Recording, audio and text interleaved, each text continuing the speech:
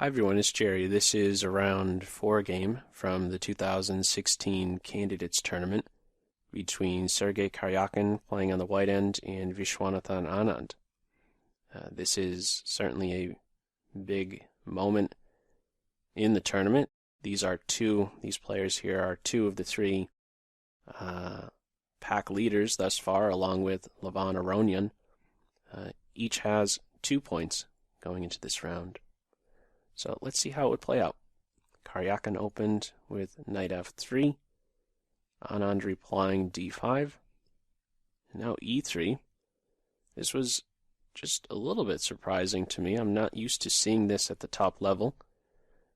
White is looking for some, I believe at least, playable, flexible setup. He does get that. Knight f6. c4, e6. Black's setup is revolving around a strong point on d5. Hard to argue with that. Maintaining a strong pawn in the center. White goes for a queenside fianchetto. Bishop e7, bishop b2, castles. Knight c3 and c5. This is the first moment where you certainly have to know how to react here as white. This is a move to be taken seriously, no doubt. This pawn duo is a great strength in the game, and it needs to be addressed. C takes d is the follow-up, and knight takes d is how black replied. If white is not reacting to this and going with routine moves like bishop e2, his pawn will get pushed right down white's throat. d4, that's an inconvenienced knight, but it doesn't end there. White is having to underdevelop. No, not good. So, c takes d, the duo is broken up, and now knight takes d, queen c2. If black was recapturing with the pawn, this is yet again back on, and a way to address this is d4 right away, challenging the pawn duo, stopping the d5 pawn cold. Well, in the game it was knight takes and the flexible queen c2. Not yet committing the light square bishop. He has many options, and white wants to retain them. Queen c2 it is, knight c6, now h4. When I first skimmed through this game and got to this moment, seeing h4 on board, I don't know, I laughed just a little bit. I don't see. This is some fishing pole type idea is going on here. The h4 move is looking at anchoring a knight into g5, lending some support to this knight jump so white can converge on h7. This is something to be taken seriously, no doubt. Anand seemed, at least judging by the clock times, seemed to be unfazed by the move. Just rattling off b6, spending little time. I guess when you are as experienced as Anand, you've really seen it all. He's just going with b6, preparing to fianchetto, seeing that this really wouldn't be so much of an issue. Okay. a3. This secures the b4 square. The knight won't kick the queen anytime soon now. If we look back, you may ask, well, why not maybe make use of this square at a moment where b4 is not covered? Well, this wouldn't be so much of an issue. We could just drop the queen back to b1, keep her on this diagonal, but more importantly, keep a watchful eye over d4. We don't want a knight arriving there. Okay, so it's b6, a3. White is, yet again, with this last move, a3, retaining some flexibility with the light square bishop. He has several options. Not quite sure which one is best, so he wants black to first show. He wants to acquire a little bit more information about what it is black is going to do before he commits his light square bishop. So what does black do? He goes with f5, and this is an important moment, and I will once again be drawing some reference to this h4 knight g5 idea here. If black is playing bishop b7 instead of the move f5, this is pretty routine-like, is it not? You play b6 to go here. Well, suppose that does happen. Suppose black goes with bishop b7 instead of the game move f5. Notice that this allows knight g5, and this is very uncomfortable for black. What to do about the mate threat? Queen takes h7. You take the knight? It's crazy. Open up the h-file. This is still back on. And now, how are you defending against h7? g6? You're absolutely crazy.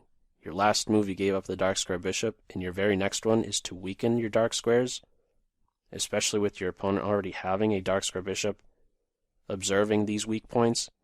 It's positional suicide. 95, 94, game over, basically. +3. Bishop b7, knight g5, doing something other than giving up the dark square bishop to defend against here? Like g6, still, you're weakening your dark squares. This is something that black should really avoid, weakening these dark squares. You can't play f5, you'll notice, in this position because of knight here, grabbing a pawn, winning the house. What useful role is the bishop playing on c8? He's watching over e6. f5 is played anticipating this possibility of knight to g5. There won't even be a threat against h7 if knight g5 is played. Also, the bishop is still there to watch over e6. So it's f5 first. Bishop b5, finally committing the bishop, striking at the knight. Bishop b7, knight takes, e takes. You could also take with the queen. In the computer's eyes, it really won't shift so much with the evaluation. We could have bishop c4, queen d7, and then white trying to pile up on this guy. But this may seem a little bit awkward, but he does a move like knight to d8 would do well to offset the knight on g5, watching over these two squares. So, and then soon the knight could be kicked from g5. So this is another approach to take with the queen instead of the pawn, but in the game it was e takes. And what do? We have a pawn duo here. We don't want to allow d4. So we play d4 ourselves. And in a way, how might we describe this? This reduces the flexibility that black has with their pawn duo. The d5 pawn is now immobile, and we could go one step further and say because this pawn is immobile, we won't have much fear of black's light square bishop. He won't be able to see these squares for as long as the d pawn can't move. Okay, what follows? Rook c8, d takes c, c takes.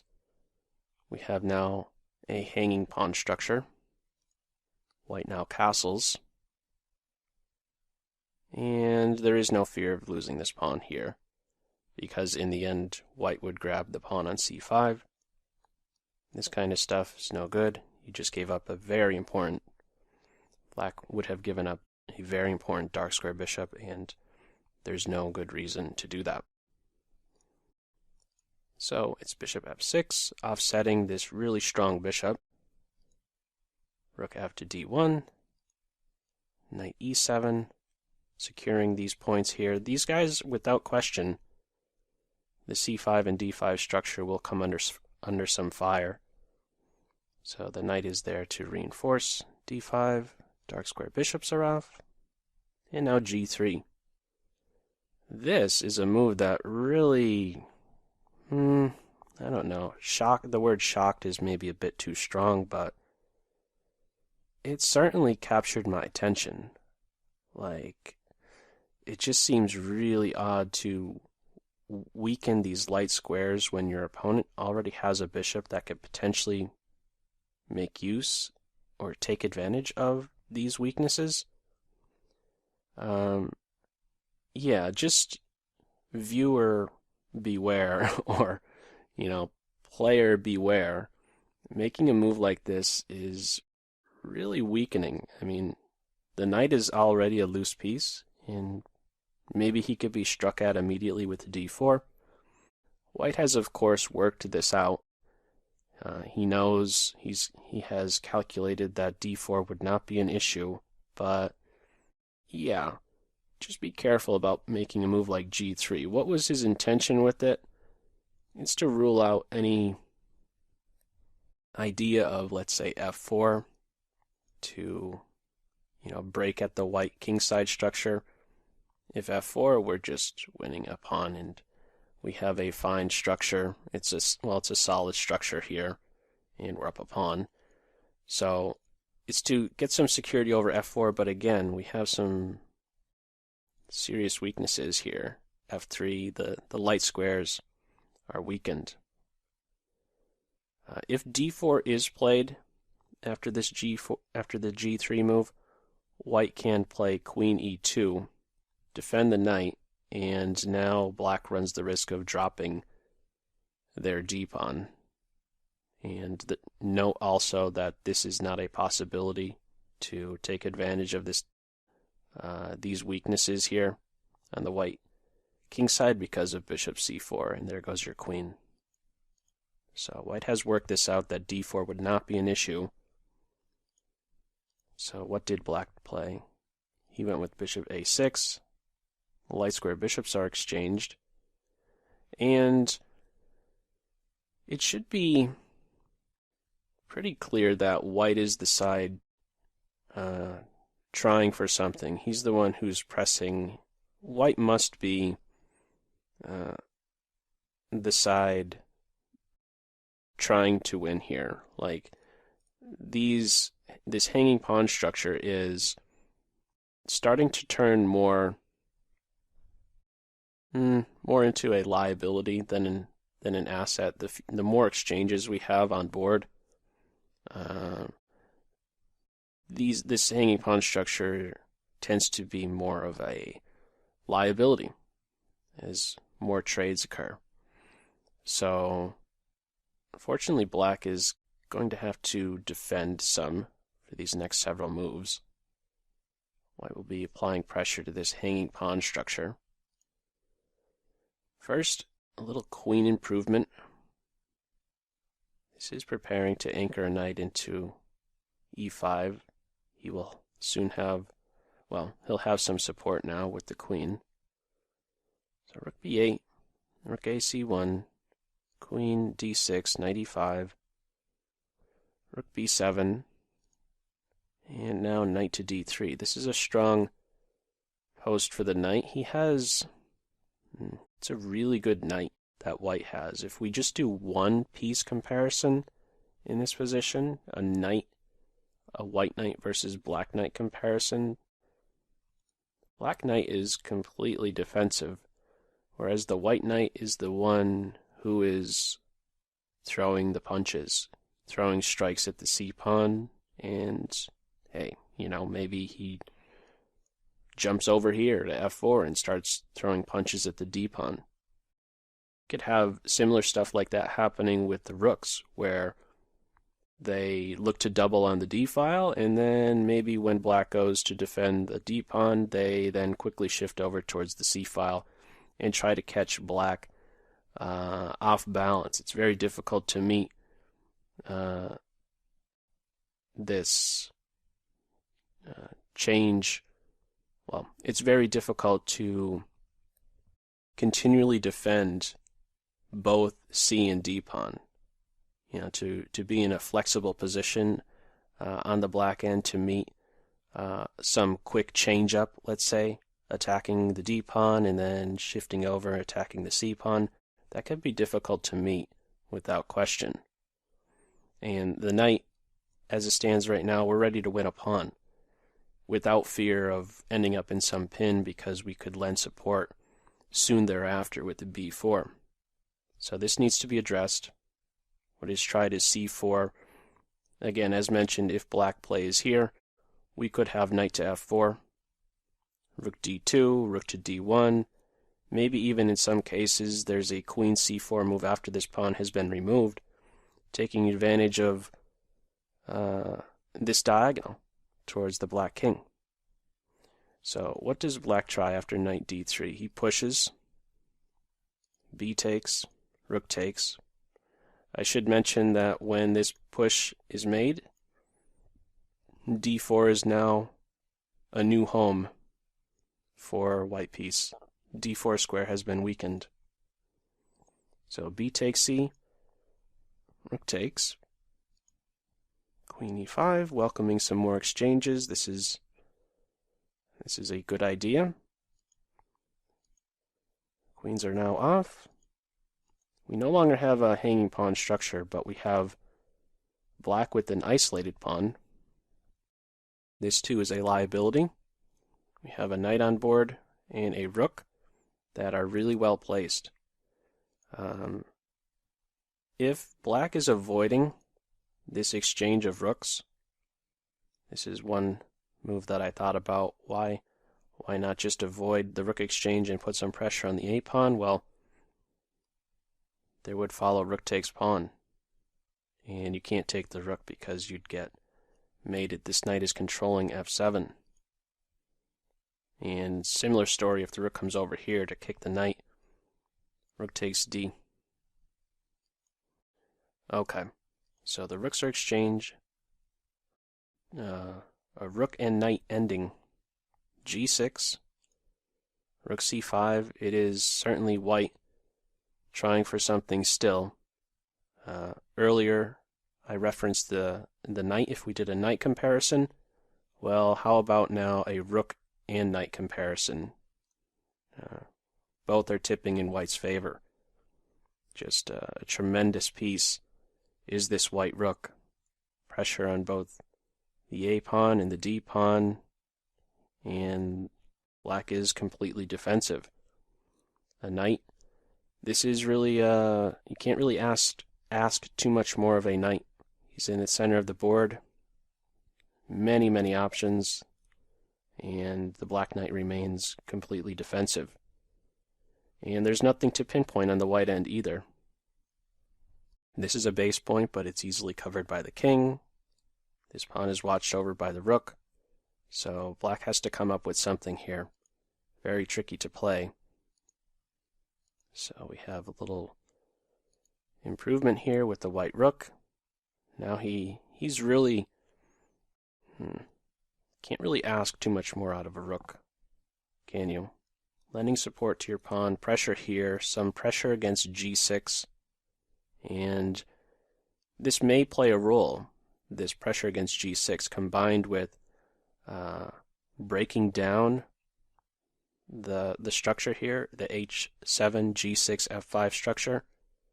h5 may play a role at some stage, combined even with the knight on f4 putting pressure here. Knight f4 is on board. He is within striking distance now. Tough to suggest something for black. Don't know what to suggest here. There is no possibility for a pawn break.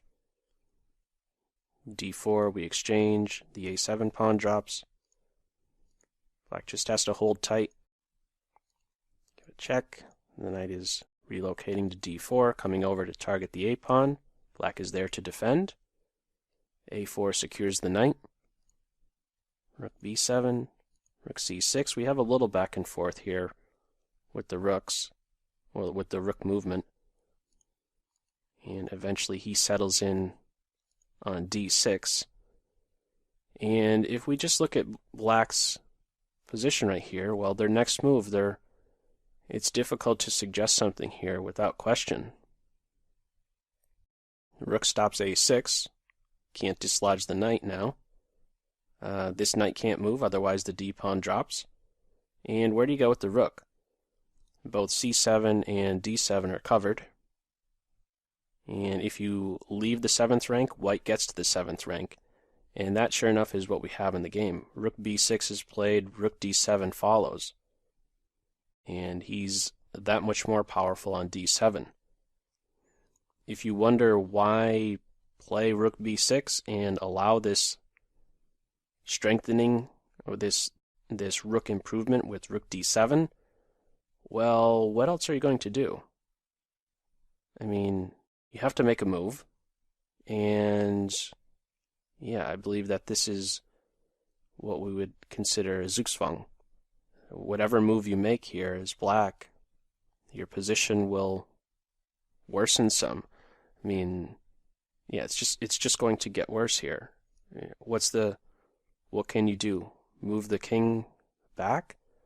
That's a really sad move to play. I mean, white can reply by then moving forward, and just those words alone, your opponent moved backwards and you're making moves that are going forward. Here, the king, I mean, white can continually improve their position and black is just sitting there. This is not a good strategy to just sit and wait. Best bet is to at least try something active. White will certainly be able to find moves that will improve their pieces, their king position in this case. Doing something other than a king move here, like h6, well, in comes h5, breaking down this structure, making the g-pawn flinch, and we could already think about scooping up this pawn, and yikes, how many isolated pawns do you want? So it's big trouble for black. Short story. What's tried is rook b6, rook d7. The knight is finally kicked from b5. However, after knight c3, black resigned.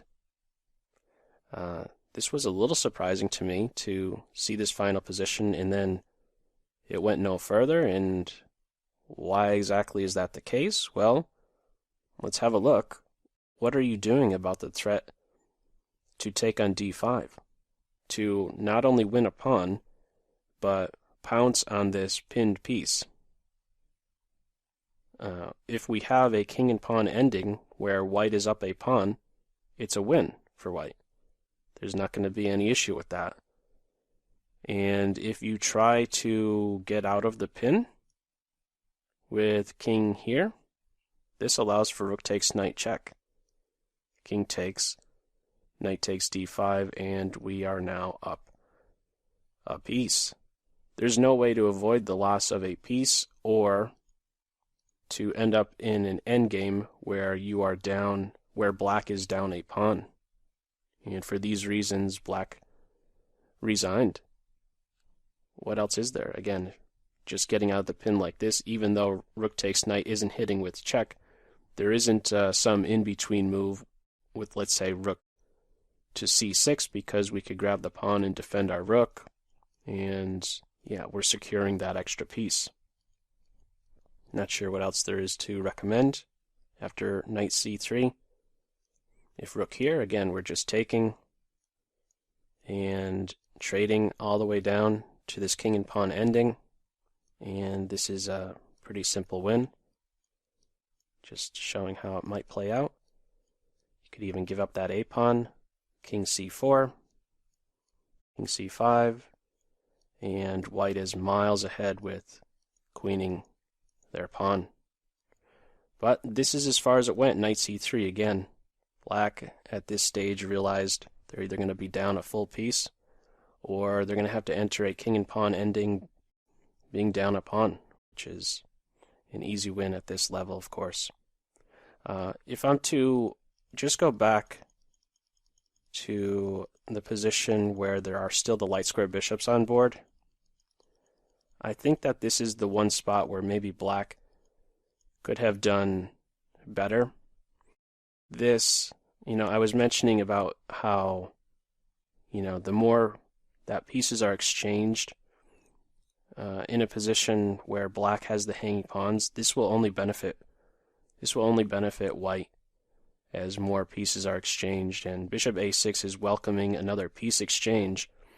I think the best try for black is to hopefully one day show that their light square bishop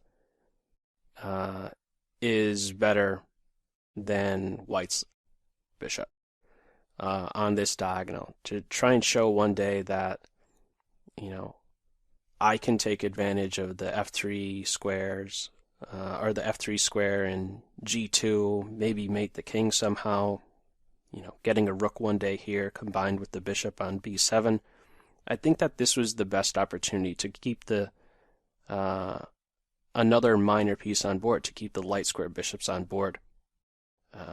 Instead of bishop a6, maybe queen to b6 is another option. I know I'm not citing some lengthy variation here, but the main point is I think black should have tried to keep the bishop on the board and again show that one day maybe he can take advantage of the light squares that white created voluntarily on their king side. But that clearly did not happen. Light square bishops were exchanged, and yeah, this is as far as we got after knight c3 again. At this point, Anand resigns. So with that, we actually have in this tournament Karjakin as the sole leader with 3 points. He is on a roll here, 2 wins and 2 draws. So we will see what happens in the ensuing rounds. And as usual, feel free to leave any comments in the comments section below. And I hope you got something out of this video. That's all for now. Take care. Bye.